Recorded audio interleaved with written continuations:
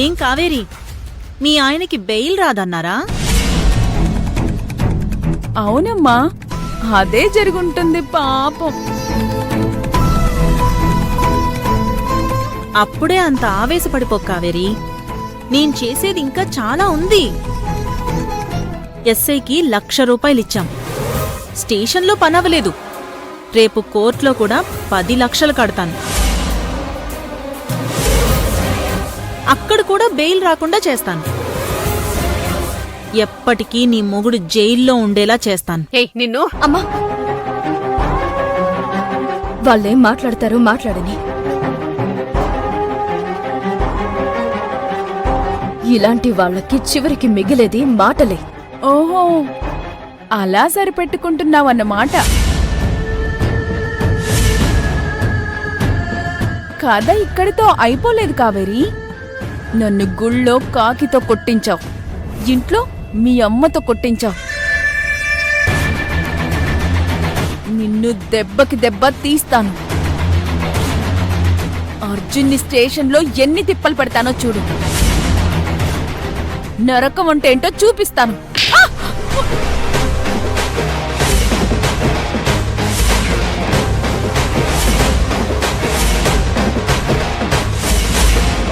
నా కూతుర్ని కొడతావా నిన్ను?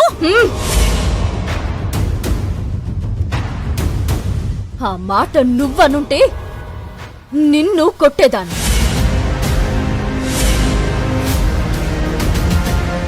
ఏంటి, నా భర్తని బయటికి రాకుండా చేస్తావా? ఇప్పుడు చెప్తున్నాను వినండి. 24 గంటల్లో నా భర్తని నేనే విడిపిస్తా. మా అత్తయ్య కేసు విత్డ్రా చేసుకునేలా చేస్తాం. కలలు కనుక కావేరి. భవనమ్మ ఎట్టి పరిస్థితుల్లోనూ అర్జున్ని విడిపించదు. విడిపిస్తుంది, కేసు విత్డ్రా చేసుకుంటుంది. మళ్ళీ చెప్తున్నాను వినండి. అత్తయ్య చేత మీరే కేసు విత్డ్రా చేయించేలా చేస్తా. అలా చెయ్యకపోతే నేను కావేరిని కాదు. రామ్మా.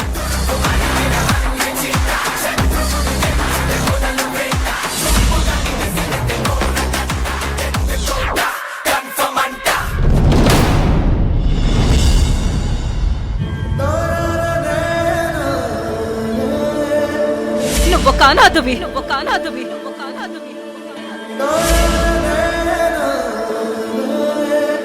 పాముకి పాలు పోసి పెంచినట్టు ఇంతకాలం నిన్ను పెంచాను. ఇక నీకు మాకు ఏ సంబంధం లేదు. నా అర్జున్ని నేనంత మాట అంటానని నేనేనాడు అనుకోలేదు. అలా అనేలా చేసుకుంది నువ్వే అర్జున్. ఎందుకిలా మారిపోయావు?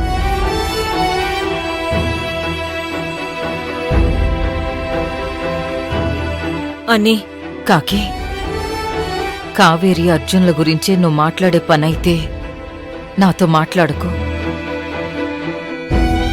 అమ్మా, భోంచేద్దాంరా. నాకు ఆకలిగా లేదమ్మా, నువ్వెళ్ళు. అమ్మా, జరిగిన దాని గురించి ఆలోచిస్తూ ఉండడం వల్ల ఏ ఉపయోగమూ లేదు. కాకి ఇప్పటికే అర్జున్ వాళ్ళనే సమర్థిస్తూ మాట్లాడుతుంది. తన మాటలు వినడం వల్ల నువ్వింకా బాధపడ్డం తప్ప మరో ఉపయోగం ఉండదు. అంకిత, నేను అన్ని శ్రేయస్సు కోరేదాన్ని కాని బాధ పెట్టేదాన్ని కాను. అంకిత, ఇప్పుడు వాదనలొద్దు. నేను తర్వాత భోంచేస్తాను, నువ్వెళ్ళు. సరే అమ్మా. కానీ నాకిప్పటికే అర్థం కాని విషయం ఒకటుంది. కూతురిగా నిన్ను హ్యాపీగా ఉంచాల్సిన బాధ్యత నాది. కానీ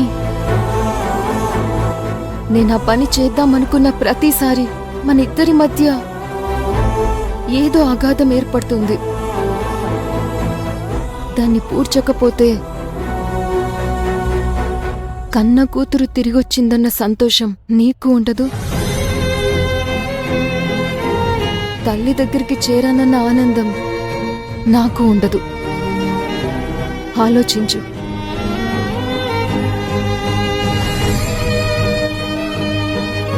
అన్నీ కన్నీళ్లు దాచుకోకు, అవి చాలా విలువైనవి. లేదు కాకి, నేను ఏ రోజు కన్నీళ్లని తక్కువగా చూడలేదు. అవి నా బంధువులు ఇంటికొస్తే ఆనందం కలుగుతుంది. కన్నీళ్లు బయటకు వెళితే మనసు తేలిక పడుతుంది. నేనెప్పుడూ అదే చేస్తున్నాను. కూతురు తప్పిపోయినప్పుడు సముద్రం అంత దుఃఖాన్ని కన్నీళ్ల సాయంతోనే భరించాను. భర్త చనిపోయినప్పుడు కన్నీళ్లే నాకు తోడయ్యాయి. ఒంటరిగా బిడ్డను కన్నీళ్ల సాయంతోనే పెంచాను. ఈరోజు అదే బిడ్డ ఆస్తి కోసం నన్ను చంపాలి అనుకుంటుంటే అవే కన్నీళ్లతో బాధని భరిస్తున్నాను. అన్నీ అర్జున్ బాబుని నీ చేతులతో పెంచావు, కావేరిని కోడలిగా కోరి తెచ్చుకున్నావు. వాళ్ళలా చేస్తారని నువ్వు నిజంగా నమ్ముతున్నావా? కాకి, ఇంతకాలం నాకు తోడుగా ఉన్న కన్నీళ్లను కూడా నాతో ఉంచుకోలేని పరిస్థితుల్లో నేనున్నాను. ఎందుకంటే నేను ఏడవడం నా కూతురు చూస్తే నా వల్లే మా అమ్మ బాధపడుతుంది అని తను ఇల్లు వదిలి వెళ్ళిపోతుంది. అది కాదన్నీ. కాకి, నా మనసేం బాలేదు. దయచేసి నన్ను ఒంటరిగా వదిలే.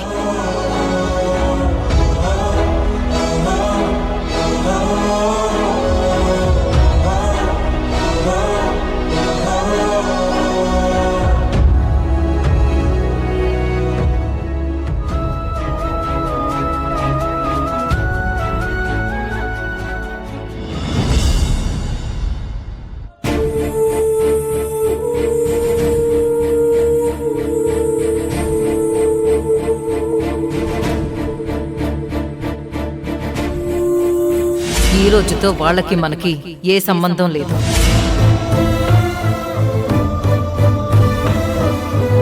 ఎందుకమ్మా అంత బాధపడుతున్నావు? ఇప్పుడేం జరిగిందని? ఇంకా ఏం జరగాలి బిడ్డ? జరగకూడదే జరిగింది. తల్లే బిడ్డను అరెస్ట్ చేయించింది. పోనీ మనం విడిపిద్దాము అంటే నువ్వేమో ఆ సరోజ రూపలతో భువనమ్మ చేతే అర్జున్ని విడిపించేలా చేస్తాను అన్నావు.